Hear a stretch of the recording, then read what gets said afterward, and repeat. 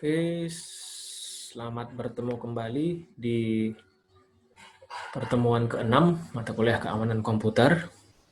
Di pertemuan ke-6 ini kita akan membahas tentang topik mengenai keamanan jaringan. Jadi network security, network and wireless security. Dari kita udah tahu bahwa jaringan ada yang menggunakan media kabel, ada juga yang menggunakan media nirkabel. Kita akan belajar tentang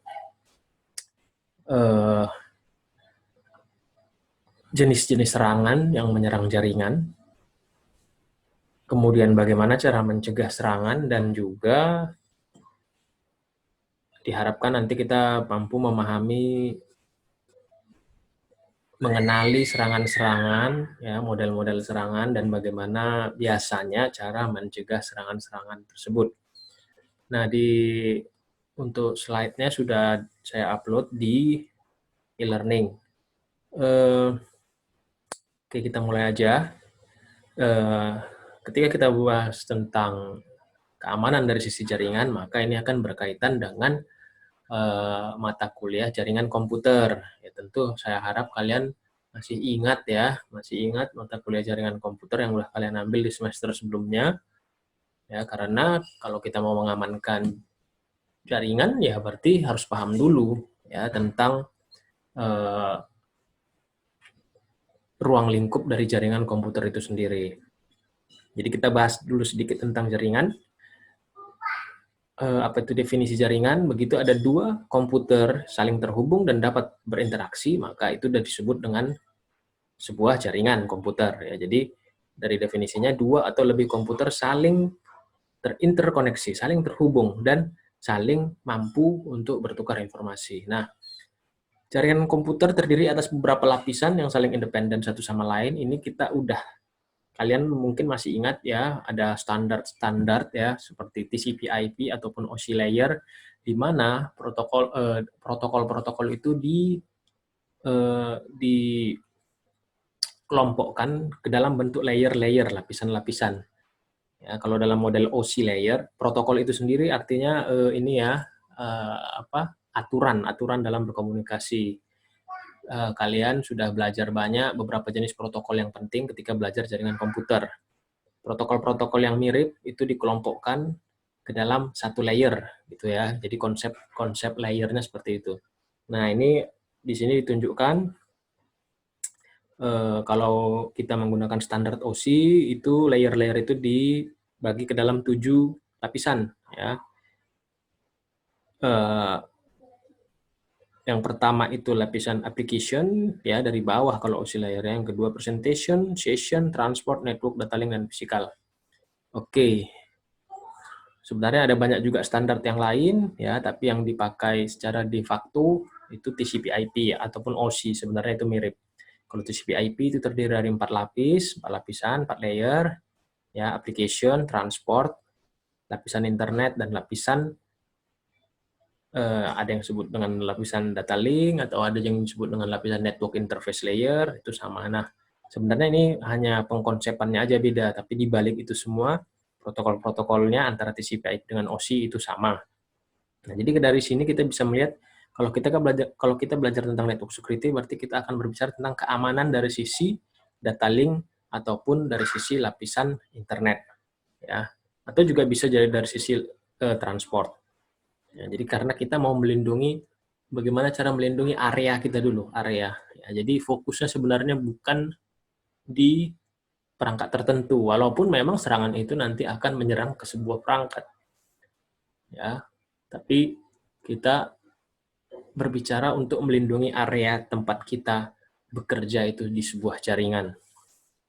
Selanjutnya, proteksi jaringan komputer bisa dilakukan di layer 2 ataupun layer 3. Layer 2 ini data link. Nah, kalau kalian masih ingat, ketika kita belajar data link layer, disitulah ada proses pengalamatan alamat fisik. Ya, alamat fisik ini disebut dengan MAC address. Nah, berarti kita harus mengkontrol MAC address ini biar tidak disalahgunakan. Ya, ketika kita dulu di jaringan komputer belajar tentang layer data link, maka kita akan ketemu dengan perangkat yang namanya switch, di mana switch itu bekerja pengalamatannya menggunakan MAC address. Nah, Untuk koneksi wireless, ada beberapa protokol juga yang khusus untuk akses akses wireless seperti WEP ataupun WPA. Ini nanti akan kita singgung di slide selanjutnya. Nah, sementara kalau kita mengamankan dari sisi layer network atau layer internet, ya layer 3, kita akan bersinggungan dengan pengalamatan apa sih yang digunakan di layer network. Maka kita akan ketemu dengan pengalamatan IP address. Kita juga akan ketemu dengan perangkat router, karena router bekerja dengan pengalamatan IP address. Nah, jadi kita akan menggunakan modelnya si TCP/IP layer ini, kita pahami dia sehingga kita tahu, oh gini loh cara mengamankannya, kira-kira seperti itu. Nah, kalau kita bicara tentang layer transport, ya layer 4, ya di sini layer 4 atau 5. Kalau layer 5 kan sebenarnya layer session, kadang-kadang berhubungan. Nah, ini kalau layer transport itu kan bertugas untuk memastikan sesi antar koneksi, ya pengirimannya berhasil gitu. Nah, maka kalau dari sisi pemikiran seperti itu, kita akan fokus ke mengamankan data yang dikirim. Gimana supaya data yang dikirim ke tujuan itu, sampai di tujuan itu selamat, kira-kira gitu. Ya, tidak ada pengurangan, tidak ada pencurian, atau tidak ada penambahan data. Makanya, salah satu contohnya itu adalah minggu lalu kita belajar tentang virtual private network, untuk memastikan pesan yang dikirim ke tujuan itu utuh ya, berintegrasi datanya dengan cara membuat enkripsi tambahan. Minggu lalu kita belajar VPN, seolah-olah itu adalah kita membuat sebuah terowongan atau kanal.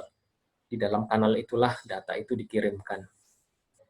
Kemudian kalau kita bicara keamanan dari sisi layer 7 atau layer aplikasi, nah maka kita bicara keamanan dari sisi aplikasinya. Nah, khusus untuk ini topik minggu depan ya. Jadi di sini disinggung tentang bagaimana menggunakan sebuah protokol SSL, Secure Socket Layer. Contoh sederhananya adalah penggunaan HTTPS. Seperti yang mungkin kalian udah tahu, dulu itu protokol untuk melihat web itu HTTP. Ya, sekarang udah HTTPS. S-nya itu sebenarnya secure. Itu salah satu contoh untuk bagaimana mengamankan pengiriman pesan melalui aplikasi web, tapi aman dia. Nah, jadi mengamankan dari sisi aplikasinya, membuat protokol dari sisi aplikasi, contohnya SSL. Ada juga nanti SSH, itu mengakses sebuah perangkat secara remote, tapi aman, lebih terenkripsi, itu pakai SSH. Kalau yang nggak aman itu telnet. Mungkin kalian udah pernah dengar lah apa itu SSH, apa itu telnet ketika belajar protokol-protokol di jaringan komputer. Oke. Selanjutnya, memproteksi jaringan komputer juga bisa menggunakan application firewall ya. Firewall, fungsi umum firewall juga seharusnya udah tahu bahwa firewall itu ya, kalau digambarnya kan seperti sebuah tembok, udah tembok dia berapi lagi. Jadi dia diletakkan sebenarnya di depan, di pintu gerbang jaringan kita ya. Anggap misalnya rumah kalian, maka pengamannya itu pasti di pagar depan rumah itu ya, di situ kita letakkan. Supaya apa fungsinya firewall? Menseleksi siapa yang mau masuk, boleh nggak dia masuk gitu. Atau kita sendiri menseleksi orang yang di dalam itu juga sendiri, kalau dia mau mengeluarkan data, kalau datanya nggak benar ya diblok sama si firewall ini. Ya, jadi si aplikasi firewall ini memeriksa keseluruhan data yang diterima oleh aplikasi dia. Terus dia cek semua ya, berbahaya apa enggak datanya. Ya. Bila dia menemukan sebuah data yang mencurigakan, dia singkirkan atau dibuang. Nah, ada application firewall ada firewall yang memang perangkatnya dipasang di pintu gerbang jaringan, ada juga application firewall yang dipasang di setiap komputer. Nah, tapi ini penting juga ya, terutama untuk aplikasi-aplikasi yang memang sangat memerlukan integritas pada datanya. Contohnya data email ya, yang harus, kalau email itu memang datanya harus integritas, di mana tidak boleh, datanya harus utuh ya, tidak boleh ada perubahan. Nah, untuk aplikasi seperti ini sangat diperlukan sebuah firewall yang dapat mengecek keseluruhan isi datanya, sehingga ketika si user menerima email pada aplikasinya, itu memang datanya sudah berintegritas. Kemudian selanjutnya contoh-contoh serangan. Ya, ini ada beberapa istilah ya, seperti ini yang terkenal lah ya. Ada namanya DOS, Denial of Service atau Distributed denial of service, ada packet sniffing, ada IP spoofing, dan ada DNS forgery. Kita cek satu-satu. Nah, dari dari kepanjangannya sendiri, DOS ya, denial of service. Jadi dia berusaha, maksudnya ini model serangan yang berusaha untuk dia menyerang sebuah titik ya, apakah itu sebuah server gitu ya, tujuannya untuk menghabiskan sumber daya pada peralatan jaringan komputer. Jadi maksudnya serangan ini tujuannya untuk menghabiskan sumber daya. Semaksimal mungkin dia berusaha untuk mematikan layanan. Jadi kalau ada server yang diserang, servernya diusahakan untuk mati. Atau kalau router atau switch yang mau diserang, supaya switchnya nanti sampai tujuan akhirnya mati, sehingga jaringannya mati. Ya, tapi kadang-kadang serangannya juga nggak harus untuk mematikan sumber daya, bisa juga untuk membuat lambat sebuah layanan gitu ya. Nah, ini beberapa contoh ya, model serangan-serangannya. Ada Shin Flood Attack, ada Smurf Attack, ada Ping of Death, ada Buffer Overflow. Ya, kita lihat satu-satu nanti. Gambar ini nanti akan saya jelaskan. Nah, pertama Shin Flood Attack. Nah, Shin maksudnya paket sinkronisasi.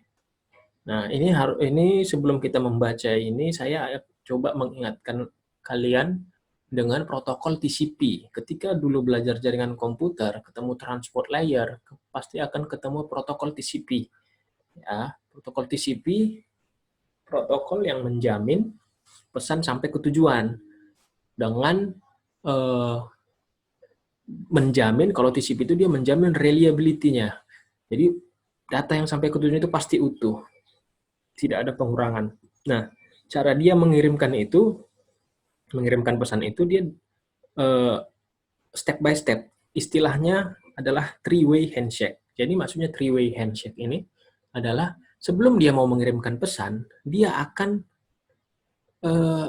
meminta persetujuan dulu. Itu ibaratnya mau handshake, mau jabat tangan.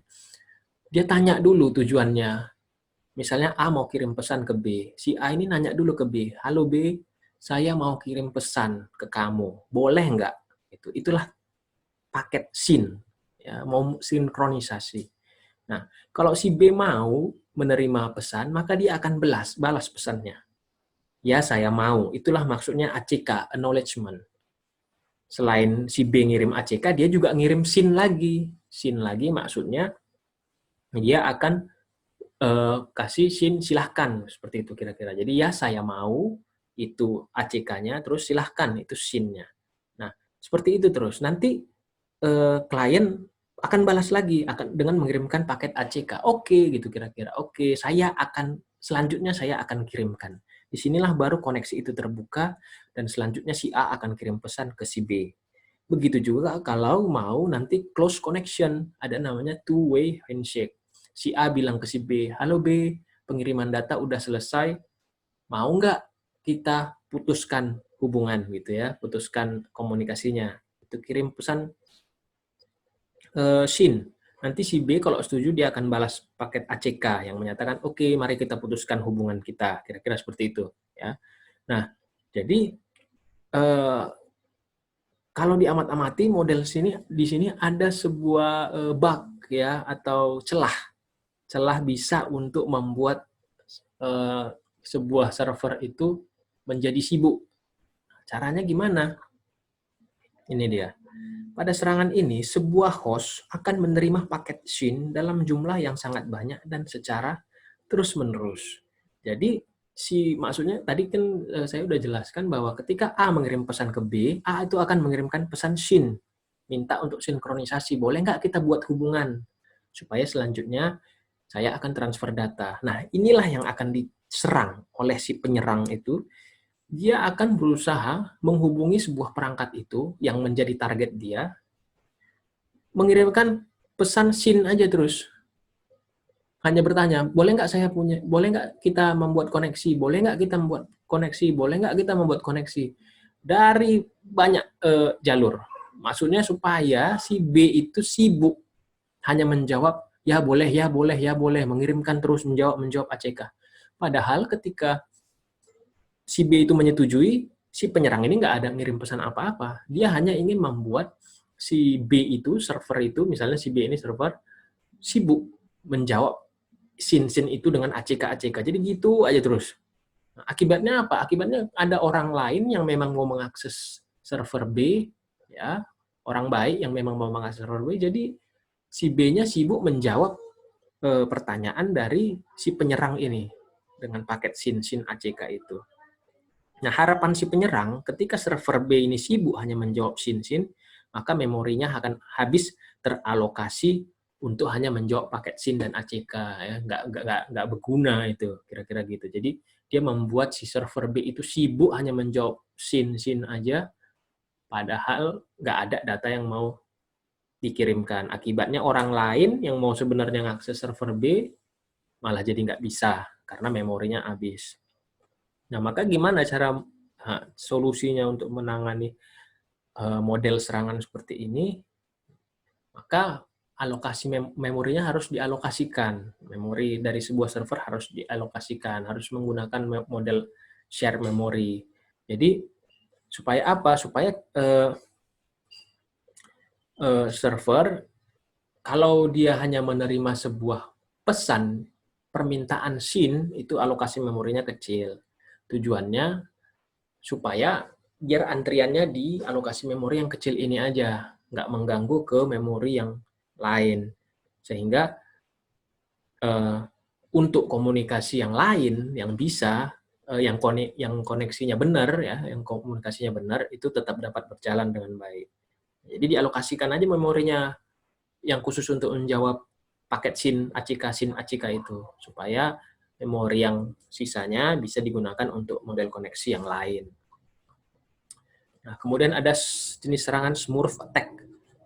Smurf itu kan tahu ya, film Smurf, banyak orangnya, rame, kecil-kecil tapi rame gitu kan. Bayangkan kecil-kecil tapi nyerang, ya repot juga, kira-kira gitu Smurf attack.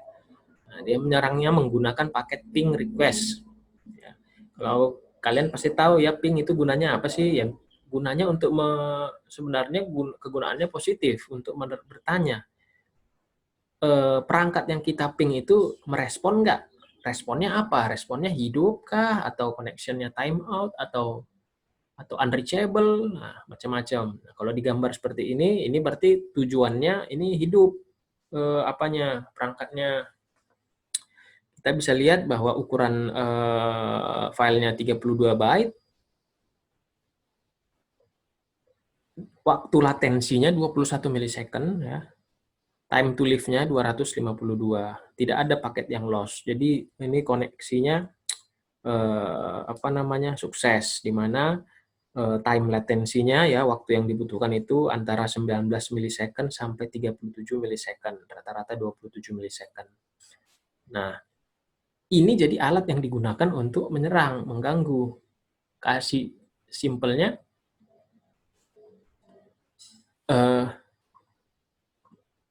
kita buat aja, kita kasih aja ping banyak-banyak itu sebuah perangkat itu, sebuah server itu, supaya dia membalas hanya ping aja, hanya nge-replay ping aja.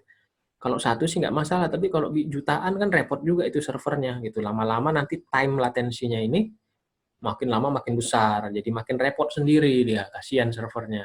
Nah, ini model serangannya. Jadi penyerang mengirimkan paket ping request, ya. Nah, tapi ini, nah, seperti gambar ini, ya. Jadi ini lebih cerdas. Seperti ini maksudnya. Kalau saya A, saya mau menyerang B. Bukan saya yang melakukan ping. Gitu. Kalau saya yang melakukan ping, nanti B hanya ngebalas ke A, ke saya satu kali, udah selesai. Itu mah nggak berdampak. Maka supaya serangannya ini berdampak, ya, dia penyerang mengirim paket ping request ke banyak host, tapi IP pengirimnya dia ubah menjadi IP host yang akan diserang. Nah, sehingga nanti yang mau diserang itu jadinya sibuk, kehabisan sumber daya komputasi, sehingga tidak dapat melayani permintaan lainnya. Contohnya seperti di gambar ini. Inilah perpetrator, artinya dialah penyerang, ya, yang mau mencoba menyerang itu. Victim ini korban, artinya inilah yang mau diserang, sisanya di bawah ini adalah komputer-komputer lain. serangannya model ping, tapi si penyerang itu nggak langsung ngasih ping ke si korban ini, si victim. Tapi di konsep ping adalah ketika kita kirim ping, nanti perangkat itu akan reply. Nah, maka yang akan dilakukan si penyerang ini adalah dia akan ngeping ke semua perangkat yang ada di jaringan itu. Tapi pengirimnya dia udah ubah. Pengirimnya bukan dia. Pengirimnya adalah si victim. Jadi alamat pengirimnya adalah si victim, padahal sebenarnya si perpetrator yang mengirim warna hijau. Dia kirim ke semua, jadi nanti semua komputer ini akan membalas reply ke komputer victim. Kasihan victimnya akan mendapatkan serangan ping yang banyak. Kira-kira gitu. Kalau 1 sampai 10 sih nggak masalah, tapi kalau berjuta ping, kasihan. Berarti kalau dia menerima sebuah reply yang banyak, seolah-olah dia menerima sejuta request yang banyak dalam satu waktu. Nah, itu yang bikin repot. Jadi bagaimana cara menanganinya? Ya langsung aja, kalau memang ada perangkat, ya tidak melayani permintaan ping request. Selanjutnya, jenis serangan. Ada ping of death. Nah, ping of death pakai ping juga, tapi beda dengan smurf attack. Kalau smurf attack, bikin paket ping yang banyak, serang untuk membuat sibuk sebuah perangkat. Kalau ping of death, ping juga, tapi kita berusaha membuat paket yang ukurannya lebih dari 65.535 byte. Ya. Jadi, kalau di sini tadi kita lihat kan ukurannya byte-nya kecil, 32 byte. Nah, ini kita ping pakai ukuran paket yang besar. Kalau paketnya besar ukurannya, dia jawabnya kan repot juga. Nah, bahkan sistem operasi tidak mampu menghandle paket yang lebih dari 65.535 sehingga mengakibatkan nanti beberapa sistem operasi menjadi crash. Kalau crash ya berarti serangannya berhasil.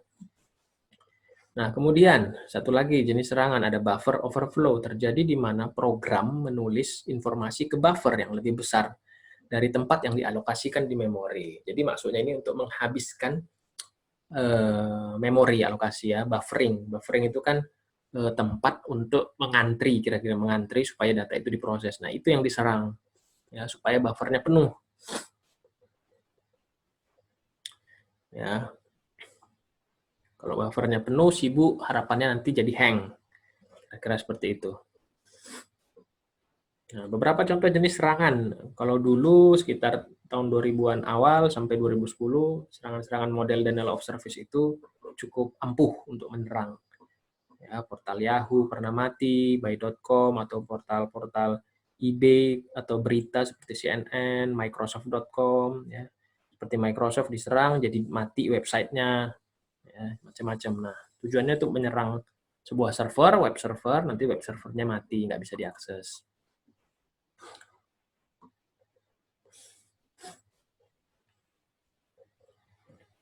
Nah, denial of service memperlambat koneksi jaringan operator jejaring seksual dan pencari data di internet. Ya, jadi, kalau dia nggak bisa membuat mati sebuah server, ya minimal dia membuat sibuk. Sehingga orang lain, perangkat lain yang sebenarnya baik mau mengakses, jadinya susah. Kira-kira itu maksudnya serangan yang seperti ini.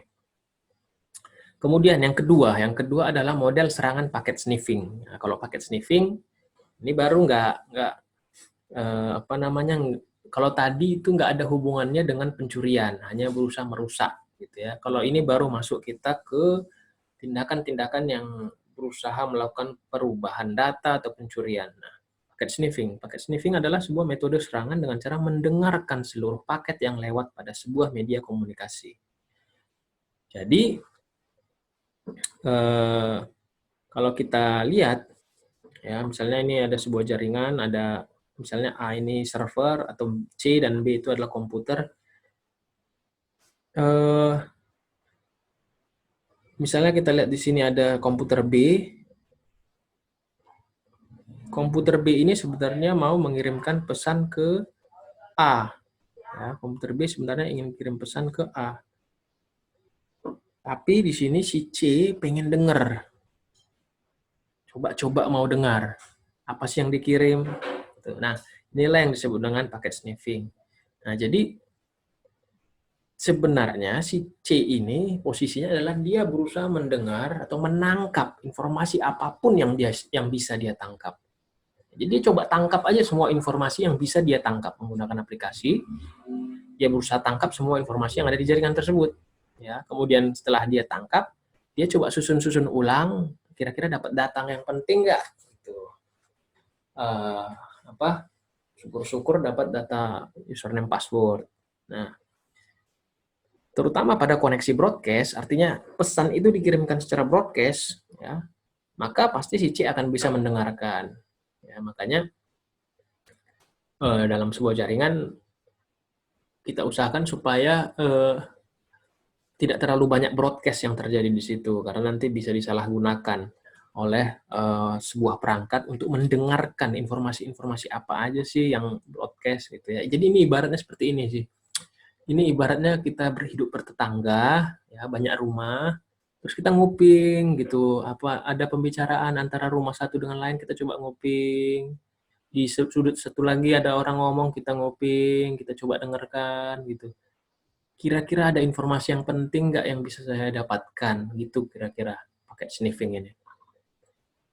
Maka cara menanganinya pakai sniffing, kita harus berusaha ya mendesain jaringan kita untuk seminimal mungkin mencegah adanya broadcast. Yang pertama, jangan lagi menggunakan perangkat hub, gunakanlah switch. Yang kedua, untuk koneksi penting gunakan koneksi SSL atau VPN. VPN kalian udah tahu, SSL itu dalam model HTTPS. Jangan coba-coba kalau ada misalnya sebuah layanan yang dia nggak pakai HTTPS, pakai HTTP, terus disuruh masukkan username password, itu hati-hati, itu sangat rentan karena nanti itu gampang sekali username dan passwordnya itu dibaca. Ya. Kemudian selanjutnya, sebenarnya paket sniffing ini digunakan untuk hal positif sebagai orang admin, ya, untuk memonitoring jaringan terhadap paket yang tidak normal. Jadi ibarat tadi rumah gitu ya, ya ada Intel kira-kira gitu ya. Intel juga pakai tool paket sniffing ini untuk ya menguping juga kira-kira ada nggak kejahatan, informasi-informasi tentang kejahatan atau anomali, informasi yang beredar di jaringan itu yang anomali gitu, yang tidak seperti biasanya gitu, sehingga dia bisa melakukan hal-hal selanjutnya. Gitu ya. Nah, jenis serangan yang selanjutnya itu namanya IP spoofing. Nah, kalau spoofing ini udah menipu. Jadi dia mengubah IP sumber sehingga mampu melewati firewall. Nah, ini udah lebih sulit lagi model serangannya. Jadi ini tadi seolah-olah ya. Jadi kalau di gambar ini si C mengirimkan pesan ke si A, tapi si C mengirimkan pesan source-nya dia buat si B. Nah, ini nggak gampang juga model serangan ini ya. Ini dilakukan menggunakan raw socket programming karena kita harus mengubah pengalamatan IP address sumbernya. Kalau kalian masih ingat juga belajar jaringan komputer, proses penambahan IP address itu ketika ketemu protokol IP di layer network. Nah, itu yang harus diubah header-nya itu ya, di field IP address source. Nah, kemudian ada lagi sebuah jenis serangan DNS forgery. Nah, ini serangan terhadap DNS. Seperti yang kita tahu ya, mudah-mudahan kalian masih ingat juga, DNS adalah sebuah protokol yang berfungsi untuk translasikan, menerjemahkan nama domain ke IP-nya ataupun sebaliknya ya. Seperti kita tahu, kita kalau browsing yang kita akses itu kita ketikkan www.google.com, tapi sebenarnya yang kita akses itu Google itu adalah sebuah IP address ya, sebuah server dengan identitas IP address. Nah, si DNS inilah yang menerjemahkan dari Google ke IP address-nya. Nah, berarti ada peta DNS-nya kan? DNS root-nya ini kalau bisa diserang bagus sekali gitu kan, membuat kacau. Jadi kalau kita bisa serang DNS datanya, kita ubah gitu, jadi orang akses Google kita belokkan ke web entah yang mana gitu, ya, membuat DNS palsu. Nah, dialihkan websitenya ke website yang lain gitu. Tapi ya nggak gampang juga menyerang sebuah DNS server. Kemudian ini juga jenis serangan menyerang DNS cache ya, cache poisoning. Jadi cache itu kan seperti memori ya, cache. Seperti kalian kalau apa namanya browsing di sebuah browser, browser itu kan punya cache yang menyimpan informasi history ya kita mengakses ke web mana. Nah, di DNS ini juga ada cache ya. Harapannya kan maksudnya itu ada cache ini supaya misalnya setiap hari kan sebenarnya kita mengakses google.com, jadi proses pencarian IP address itu nggak selalu setiap hari gitu, karena udah disimpan informasinya di cache itu. Nah, jadi penyerang itu menyerang cache-nya gitu, supaya ya nanti kalau ada orang mau mengakses website yang sama, dicek oleh DNS ke cache-nya, tapi malah dibelokkan ke website yang lain gitu. Nah, jadi gimana mekanisme pertahanan? Yang paling mudah ya, udah beli aja sebuah sistem gitu ya. Sistem namanya Intrusion Detection System. Jadi sistem yang mampu mendeteksi adanya anomali, kira-kira gitu. Adanya gangguan, adanya ketidakwajaran. Jadi dia sistem ini mendeteksi jaringan dari titik ini ke titik semua titik, ada nggak anomali? Ya. Apakah misalnya dari titik tertentu ada pengiriman paket yang ukurannya selalu besar-besar sekali? Sehingga kita merasa, ini kenapa dari titik ini ada pengiriman paket yang besar-besar sekali? Atau di sebuah titik ada pengiriman paket yang, penerimaan paket yang sangat besar. Ini kenapa? Oh, rupanya titik ini kerjanya download aja gitu. Bisa kita cek dari download dari mana gitu. Kalau dari web yang berbahaya, blok aja udah gitu kira-kira ya. Jadi dia mendeteksi semua ketidakwajaran. Nah, dia memiliki daftar signature base, jadi bisa otomatis untuk menilai apakah sebuah paket itu wajar atau tidak. Jadi, ada sistem ya yang bekerja. Nah, ada dua jenis IDS, network base, IDS, dan host base, berbasis network dan berbasis host. Kalau kita bicara IDS-nya melindungi network, berarti fungsi IDS-nya kita buat untuk mengamati jaringan, mendeteksi apakah ada kelainan atau anomali di dalam jaringan itu. Contohnya, tadi, kok tiba-tiba jam-jam tertentu ada aliran data yang besar masuk, network flooding, ya. Atau dia secara rutin melakukan scanning port. Jadi port itu ya nomor port, tahu ya nomor port itu melambangkan aplikasinya, di-scan terus. Ini kenapa ada nomor port yang terbuka? Harusnya kalau memang port tersebut tidak digunakan ya ditutup. Ya. Contohnya port HTTP port 80 yaitu dipakai dibuka. Tapi port-port yang lain yang memang nggak punya layanan itu ditutup aja. Karena port itu nanti bisa jadi jalur masuk si penyerang. Kemudian dia mengecek usaha pengiriman virus via email. Nah, ini dia mengecek datanya. Sementara dari sisi pengamanan host, ya IDS-nya dipasang pada host untuk mendeteksi kelainan pada host, misalnya mengecek aplikasi ilegal, itu bisa.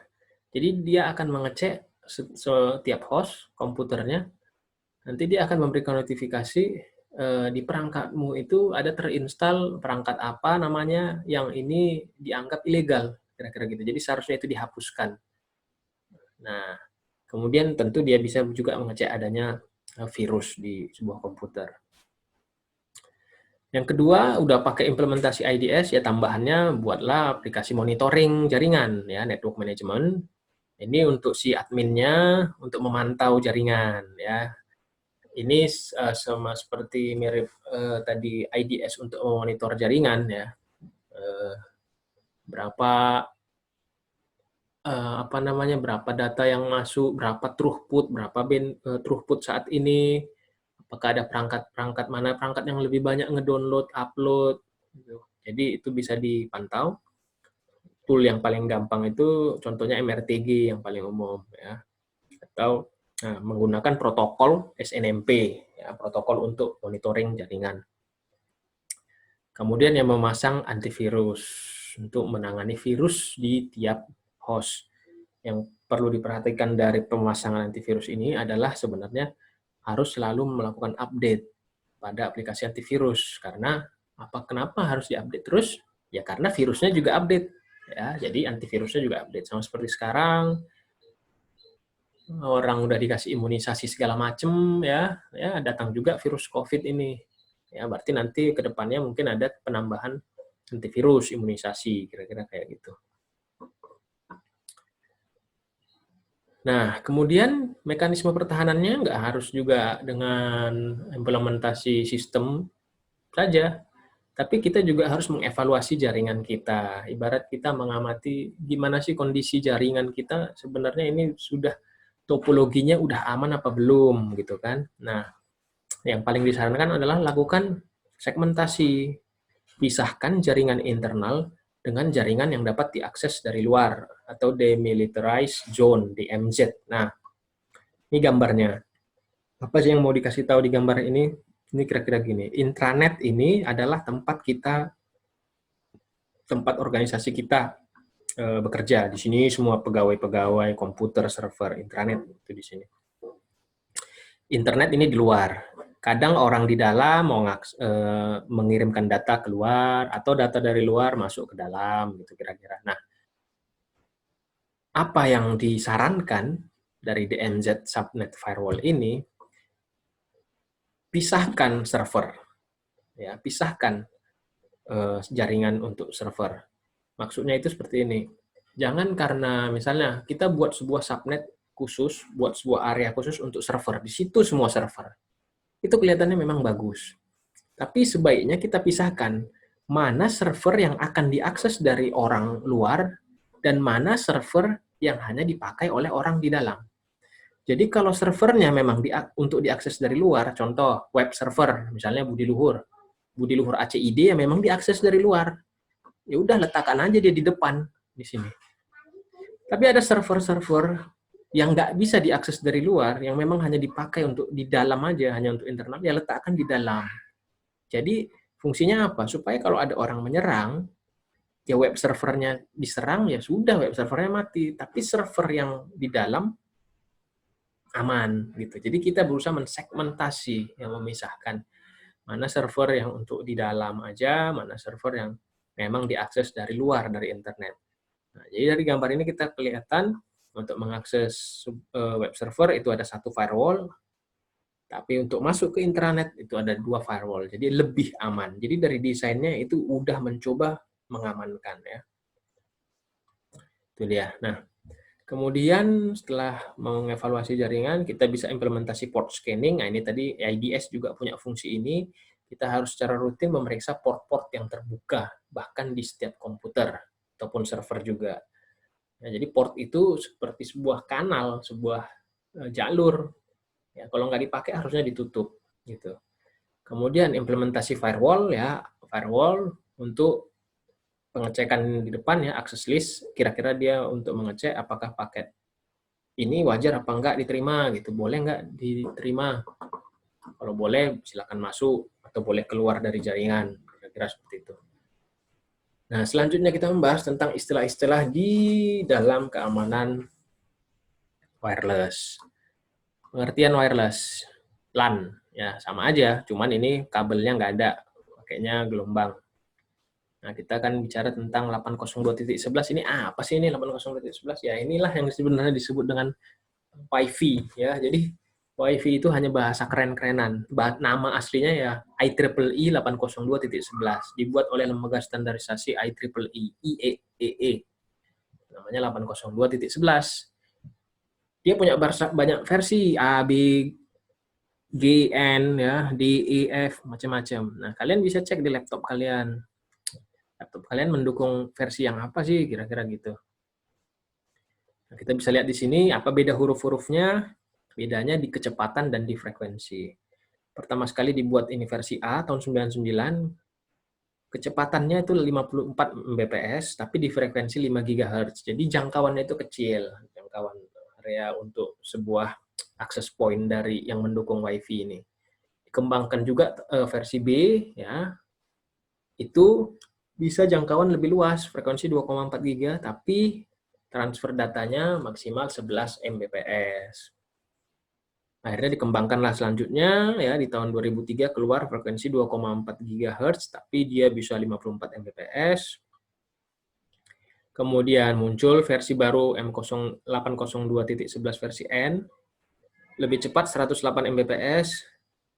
Dia menggunakan teknologi MIMO, ya, multiple input, multiple output. Ya, intinya dia pakai banyak antena lah supaya bisa lebih banyak menerima menerima atau mengirim data.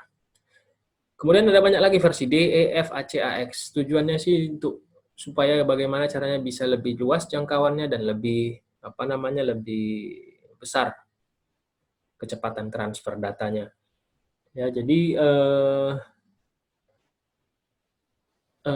juga akan ke depannya kita akan lihat bagaimana WiFi ini apakah WiFi ini juga ada peran dalam teknologi 5G ya, karena yang seperti kita tahu 5G nanti akan menawarkan kecepatan sampai secara teori 10 gigabit per second 5G. Tapi kecepatan itu diperoleh dengan kerjasama dengan berbagai perangkat dan berbagai frekuensi. Itu hebatnya 5G. Kan kita lihat, jadi ini akan terus berkembang.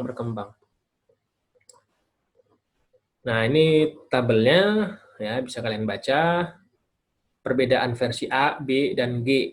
Ya, ini waktu awal-awal pembuatan dulu, di mana berbeda di kecepatan. Yang paling ini sih dua ya, berbeda di kecepatan. Ya, versi A itu lebih cepat,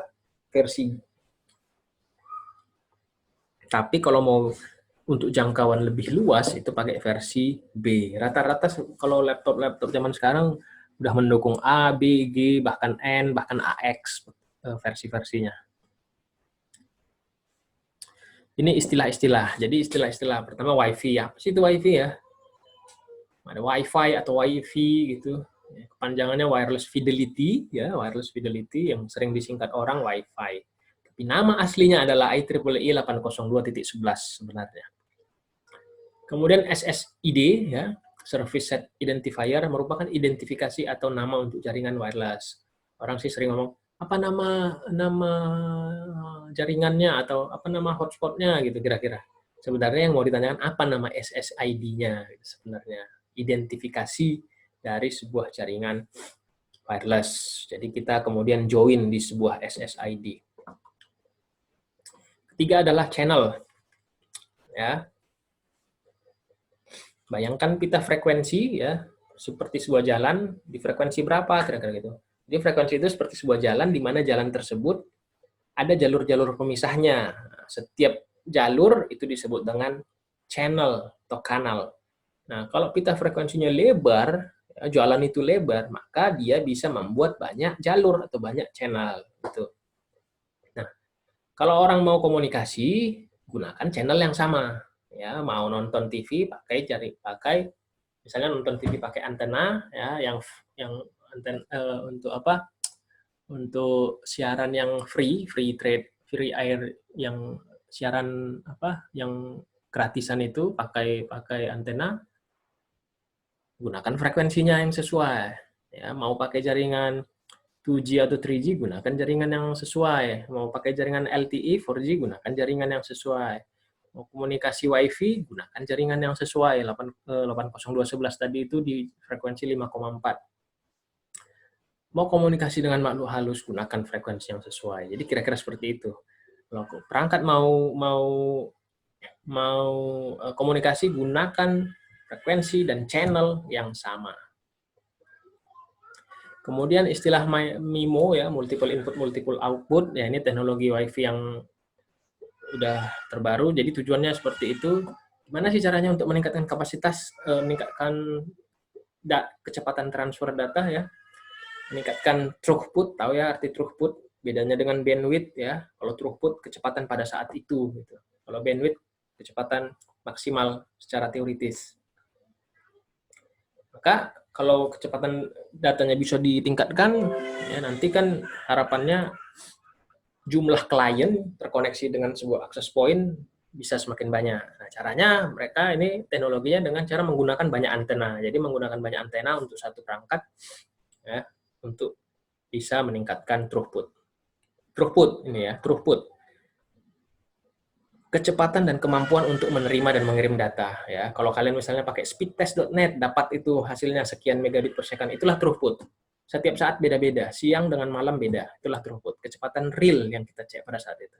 Kalau bandwidth, itu teoritis. Kecepatannya 5G, kecepatannya 10 gigabit per second. Nah, gitu. Tapi nanti kalau udah dipakai, berapa yang dapatnya. Gitu ya. Hotspot. Hotspot adalah area yang menyediakan layanan internet berbasis wireless. Ini yang berhubungan dengan SSID tadi. Apa sih ininya, alamat hotspotnya? Kira-kira orang ngomong seperti itu kan. Kemudian enkripsi. Nah, enkripsi adalah suatu metode yang digunakan untuk mengkodekan data sedemikian rupa sehingga keamanan informasinya terjaga dan tidak dapat dibaca tanpa didekripsi kembali. Ya, maksudnya enkripsi ada data mau dikirimkan, datanya diubah dulu jadi karakter yang nggak dimengerti, baru dikirimkan, nanti di tujuan data itu dikembalikan lagi ke bentuk semula, itu namanya dekripsi.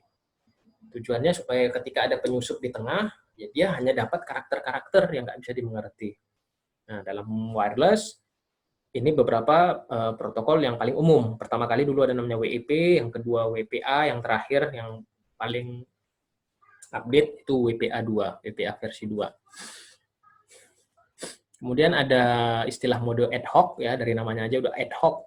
Topologi wireless LAN ad hoc, jadi sementara.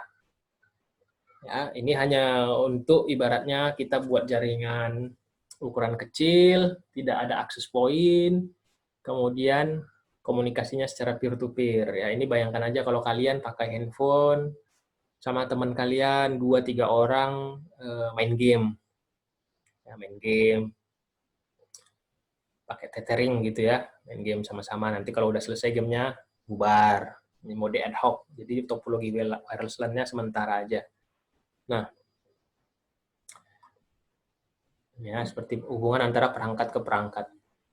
Selanjutnya, ini yang seperti biasa ditemukan, ini mode infrastruktur. Ya. Jadi biasanya ada access point, jadi perangkat kita, apakah itu laptop, handphone, itu terhubung sebenarnya ke sebuah access point, ya, sebuah perangkat alat komunikasi kita, dia yang memancarkan sinyal. Access point ini nanti akan terhubung sebenarnya pakai kabel ke perangkat-perangkat selanjutnya, bisa ke switch. Seperti gambar ini ya. Jadi inilah ada access point ya, dan tentunya inilah yang memancarkan sinyal sehingga laptop atau perangkat lain nangkap ya, bisa komunikasi wireless. Tapi sebenarnya access point ini terhubung ke switch atau ke perangkat selanjutnya itu pakai kabel. Nah, ini yang seperti biasa ada di kampus-kampus kita misalnya. Oke. Selanjutnya, protokol ya, security wireless LAN, tadi yang model enkripsi. Yang pertama sekali dulu ketika ada WiFi itu, protokol enkripsinya itu, protokol keamanannya itu WEP, Wide Equivalent Privacy. Ya, protokol ini udah ada akhir 90-an, sistem enkripsinya hanya 64 bit. Ya. Jadi gampang dipecahkan. Sehingga karena proses komputer untuk memecahkan sebuah model enkripsi itu makin lama makin cepat, maka 64 bit ini nggak aman lagi. Ya, harus dikembangkan lagi. Maka ada WEP versi 2. Model enkripsinya 128 bit. Supaya kalau ada serangan, ya brute force. Ya, maksudnya ini brute force. Nanti di slide selanjutnya ada brute force. Coba terus itu artinya. Coba terus serangannya itu lebih lama nyobanya sampai bisa menembus sebuah jaringan wireless LAN ini. Kemudian dikembangkanlah ini yang lebih modern wireless metode WPA, ya model security wireless LAN WPA, Wi-Fi Protected Access. Dia membuat pengembangan dengan cara membuat protokol tambahan namanya Temporary Key Integrity Protocol. Tapi algoritmanya RC4. Nah, RC4 akan kita pelajari setelah UTS, ya, reverse code.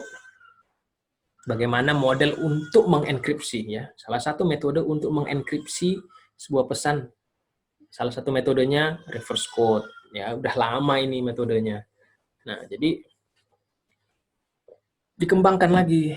Ini yang paling update WPA 2. Dia menggunakan metode enkripsi AES, Advanced Encryption Standard yang lebih terbaru, lebih sulit dipecahkan. Jadi sekarang kalian kalau pakai WiFi cek apakah WiFi-nya support apa ini?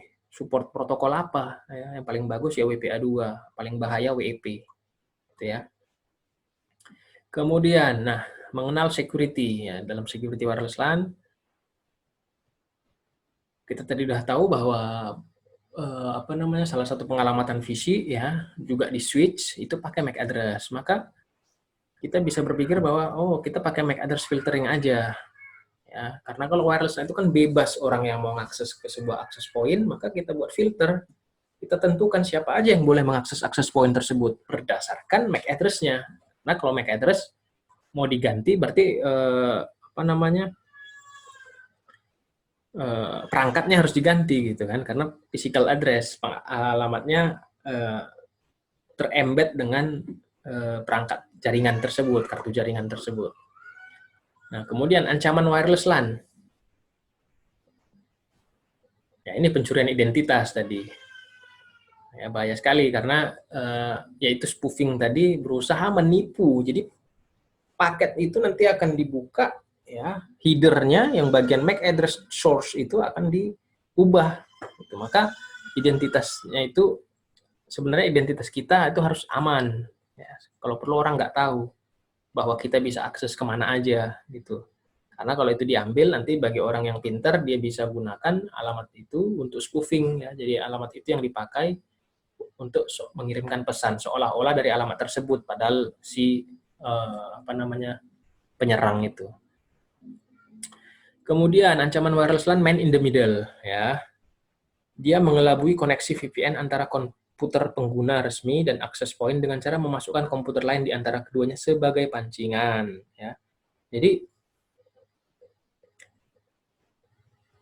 makanya kita harus berhati-hati dengan kalau kita mau koneksi WiFi, jangan langsung percaya dengan yang gratisan misalnya, karena jangan-jangan itu man in the middle gitu. Dia hanya berusaha membuat seolah-olah sebuah, misalnya gini, SSID namanya A. Seharusnya kita mau koneksi ke SSID A, tapi kita lihat di situ ada koneksi SSID namanya B. Kita koneksi ke B. Padahal sebenarnya si B ini adalah man in the middle, di mana sebenarnya koneksinya dari si B nanti dia akan alirkan lagi ke SSID A. Nah, jadi seolah-olah kita nanti koneksi ke B, aman kok, bisa kok akses ke akses point A. Tapi si B ini udah dengerin aja apa yang akan kita kirimkan ke A. Maka kita hati-hati dengan pancingan. Kalau memang mau terhubung ke sebuah hotspot, ya SSID-nya harus jelas, memang itu yang mau kita tuju. Karena takutnya nanti kita terhubung ke sebuah titik yang sebenarnya dia penyusup atau man in the middle ya. Dia memang meneruskan pesan kita itu tapi dia dengerin. Nah, ini bahaya kan, dengerin.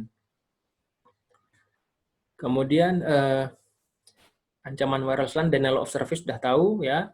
Tadi serangannya yang tujuannya untuk menimbulkan down, rusak sebuah server atau komputer atau jaringan. Nah, serangan denial of service dianggap kalau wireless LAN itu lebih berbahaya karena akses poinnya sendiri itu terbuka, siapapun bisa mengakses, kira-kira seperti itu. Kemudian network injection, ancamannya ini menginjeksi sebuah jaringan nirkabel atau sebuah akses poinnya saja untuk bisa menguasai keseluruhan jaringan. Jadi kalau saya berpikir, saya udah tahu ada sebuah SSID di jaringan itu pakai sebuah akses point. Saya udah tahu namanya, ya udah akses poinnya aja saya serang.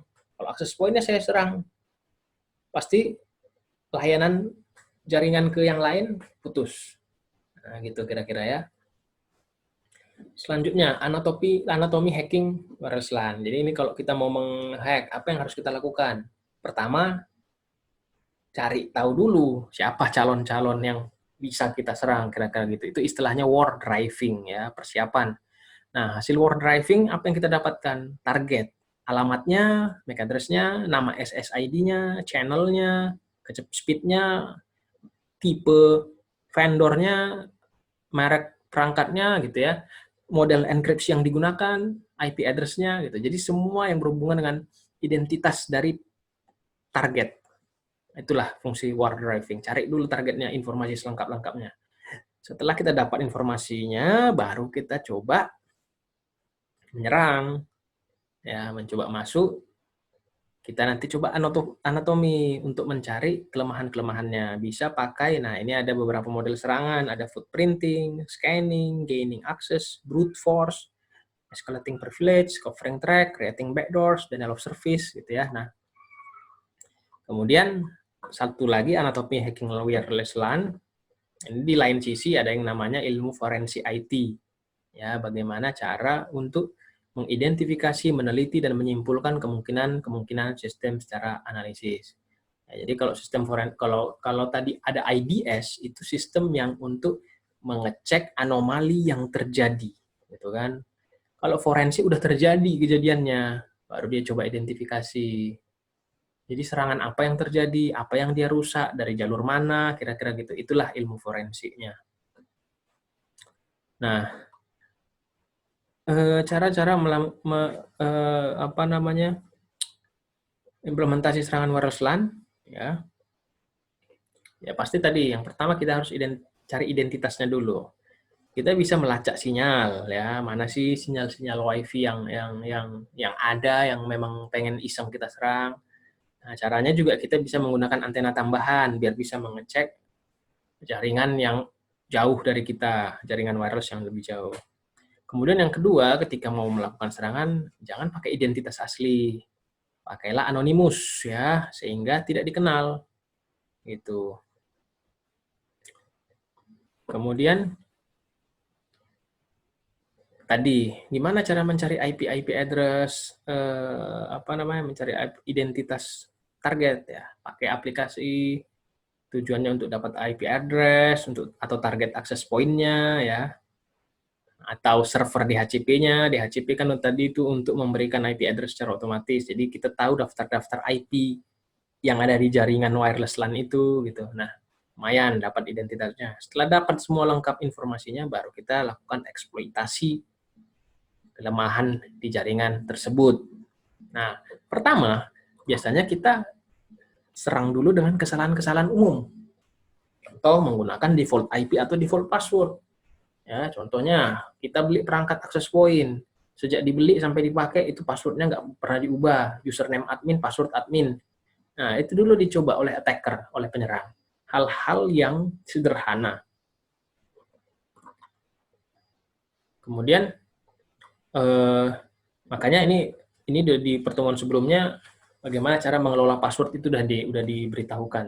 Oke, selanjutnya, kemudian implementasi serangannya, kita menggunakan protokol analyzer untuk melakukan sniffing ya. Jadi tadi nguping, mendengar. Ngambil data yang ada beredar di udara ini, kemudian cari aja informasi apa yang berguna. Syukur-syukur dapat MAC address dan IP address. Ya, mencari informasi penting yang ada yang terbroadcast, sehingga kita bisa memetakan jaringan target. Jadi itu pentingnya menguping itu ya. Jadi mudah-mudahan ada informasi penting yang dapat dikumpulkan, dikolek informasinya sampai nanti dapat informasi yang penting. Kemudian, nah, kita menggunakan peranti-peranti seperti Ethereal untuk membuka data yang didapat dari protokol transparan. Nah, itu tadi udah saya singgung. Makanya jangan lagi menggunakan protokol yang mau mengirim pesan tapi menggunakan model pengiriman protokol yang transparan, yang nggak terenkripsi. Contohnya apa? HTTP. Nah, jangan lagi kalau misalnya ngelihat ada sebuah website pakai HTTP dan dia suruh isi username password, sangat berbahaya sekali. Harus TPS. Sama juga dengan Telnet, ya sebaiknya gunakan SSH. Atau juga dengan POP, harusnya pakai versi terbaru. Ini untuk email. Nah, karena nanti gampang dia melihat dari data broadcast, username passwordnya kelihatan. Itu tidak terenkripsi.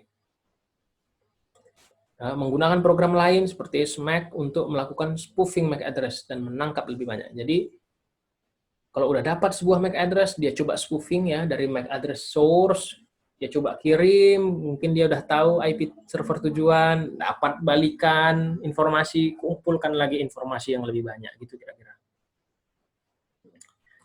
Kalau udah berhasil, dapat informasi banyak, dia coba koneksi ke wireless LAN target, syukur-syukur udah berhasil, ya, dari informasi-informasi user yang lain yang ceroboh-ceroboh, ya. Nah, kalau udah seperti ini sulit dideteksi, karena dia seolah-olah memang berhak masuk ke dalam sebuah sistem. Nah, kemudian dia melakukan pemindai kelemahan sistem, misalnya scanning port, ya. Jadi bukan hanya IDS, kalau IDS melakukan scanning port untuk melindungi mana sih port saya yang kebuka atau yang ketutup. attacker, penjahat itu juga melakukan scanning port. Mana nomor portnya yang terbuka, biar dari situ saya bisa masuk, kira-kira gitu. Oke, kemudian, jadi itu bagian dari melakukan eksplorasi jaringan.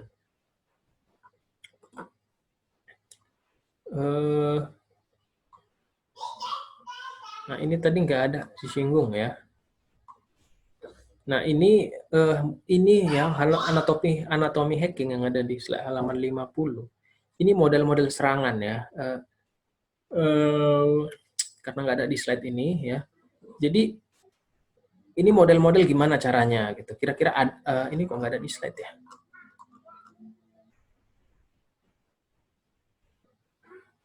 Ada sedikit-sedikit. Nah, ini contohnya brute force ya. Brute force itu mencoba menyerang secara brutal tadi. Coba terus. Misalnya password dicoba terus. Ya, makanya kalau enkripsinya hanya 64 bit gampang, hanya hitungan jam dapat gitu. Kemudian dia bisa ini create backdoors. Biasanya kalau ada attacker yang udah berhasil masuk ke dalam sebuah sistem, dia akan create backdoor. Dia buat lubang kecil, dia buka misalnya nomor port tertentu supaya apa? Supaya besok-besok dia kalau mau masuk lagi ke jaringan tersebut bisa. Gitu. Jadi dia buat backdoor. Ini DOS, denial of service. Nah, jadi cara-cara seperti ini ya. Selanjutnya di mana nih? Jadi bagaimana cara mengamankan wireless LAN? Pertama, paling gampang, jangan lagi menggunakan password default. Ubah password secara berkala. Itu kalian udah tahu di pertemuan sebelumnya. Aktifkan metode enkripsi. Ya, gunakan enkripsi WPA versi 2. Ya, yang paling terbaru. Jangan lagi WPA 1 ini. Ya. Ini pun udah ketinggalan. WPA 2. Nah, kalian kenapa harga access point ada yang murah, ada yang mahal, coba perhatikan apakah dia mendukung ganti password, apakah dia pakai protokol keamanan terbaru, nah itu mempengaruhi harga. Selanjutnya, matikan fungsi broadcast SSID. Ya, supaya SSID-nya nggak usah terbroadcast, orang tahu, gitu. Nggak perlu. Gitu. Biar ketika orang mau akses ke sebuah jaringan wireless LAN, dia harus ketikkan namanya dengan tepat. Ya. Dia nggak terdeteksi obral seperti itu. Walaupun sebenarnya dalam teknik wire driving, ketika proses scan, nanti wireless LAN yang sembunyi-sembunyi itu ketahuan juga. Tapi ini setidaknya mencegah. Kemudian lindungi SSID ya, dengan cara merubah nama SSID default dengan SSID yang tidak mudah ditebak. Ini juga tadi termasuk jangan beli sebuah access point, SSID-nya dibiarin, diubah namanya, kemudian buat dia tidak terdeteksi. Kemudian bisa juga dengan menggunakan MAC address filtering, tadi sudah disinggung, supaya hanya MAC address tertentu yang bisa join ke access point tersebut. Nonaktifkan DHCP, nah ini bagus memang, tapi sulit juga ya. Tapi kalau misalnya sebuah kantor, jaringan, perangkatnya udah jelas siapa-siapa aja yang akan terhubung, boleh menggunakan IP static, jangan DHCP ya. Jadi setidaknya udah dikasih tahu hanya IP-IP tertentu yang bisa join ke jaringan tersebut. Gunakan security tambahan seperti captive portal atau aplikasi lainnya yang diinjek pada firmware access point. Captive portal, jadi kita menggunakan sebuah portal untuk masuk ke dalam sebuah sistem. Jadi ada autentikasi, portal autentikasi, begitu sukses baru kita bisa masuk ke dalam sebuah jaringan, gitu ya. Jadi nggak semata-mata hanya join ke sebuah SSID, masukkan passwordnya benar, terus langsung masuk, enggak. Tapi ada captive portal lagi untuk autentikasi. Kalau itu berhasil dilewati, barulah kita bisa masuk ke dalam jaringan tersebut. Kemudian mengamankan wireless LAN, pakai access point monitoring via klien ya ini. Nah ini juga kalau kita beli access point, yang murah-murah itu ada nggak access point monitoring tool-nya? Kita bisa memonitor access point kita. Ini siapa aja yang akses, berapa lama, berapa banyak throughput-nya, dari port mana aja, segala macam. Nah, biasanya kan nggak bisa kita cek gitu. Nah, makanya kalau memang mau untuk koneksi yang aman, pakai yang access point yang punya monitoring tools-nya. Oke, selesai topik hari ini. Di sini ada tugas, tapi ini silakan kerjakan sendiri. Nanti tugasnya akan saya berikan di pertemuan selanjutnya. Jika ada pertanyaan, silahkan tanyakan di forum diskusi ya, supaya semua orang bisa baca pertanyaannya dan saya juga akan menjawabnya. Oke, sekian pertemuan hari ini. Di pertemuan ke-6 ya. Saya ucapkan selamat belajar dan tetap semangat.